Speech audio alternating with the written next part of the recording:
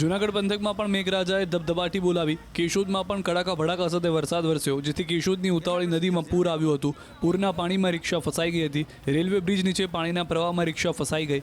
રિક્ષામાં સવાર 3 લોકો હતા। સ્થાનિક લોકો અને તંત્રે રેસ્ક્યુ કર્યું, લોકોને બચાવ્યા। પાણીના પ્રવાહમાંથી લોકોને બહાર કાઢ્યા। જૂનાગઢ ગિરનાર પર્વત પર પણ અનરાધાર વરસાદ પડતા દામોદર કુંડમાં નવા નીરની આવક થઈ। રાત્રિના સમયે દામોદર કુંડમાં આવ્યા નવા નીર, તો ભવનાથ સહિતના વિસ્તારમાં પણ વરસાદી માહોલથી રોડ પર પાણી ભરાયા હતા। આ બાજુ જૂનાગઢના વંથલીમાં ઓજત વિયર ડેમ ઓવરફ્લો થયો હતો। ઉપરવાસમાં ભારે વરસાદથી ડેમ ઓવરફ્લો થયો। કેરાળા જળાશય 100% ભરાતા આણંદપુર ડેમ પણ છલકાયો। બંને ડેમ ઓવરફ્લો થતાં નીચાણવાળા વિસ્તારોને એલર્ટ કરાયા। જૂનાગઢ તાલુકાના કેરાળા, મજેવડી, તાલિયાધાર, વધાલી, વાલાસીમડી અને વાણંદિયા ગામનો એલર્ટ કરવામાં આવ્યા હોવાની જાણકારી। વરસાદના કારણે જૂનાગઢના રોડ ધોવાતા અનેક વાહનો ફસાયા। ટીંબાવાડી નજીક એક સ્કૂલની બસ ફસાઈ। વિદ્યાર્થીઓને લેવા જતી વખતે બસ ખાડામાં ફસાઈ ગઈ હતી।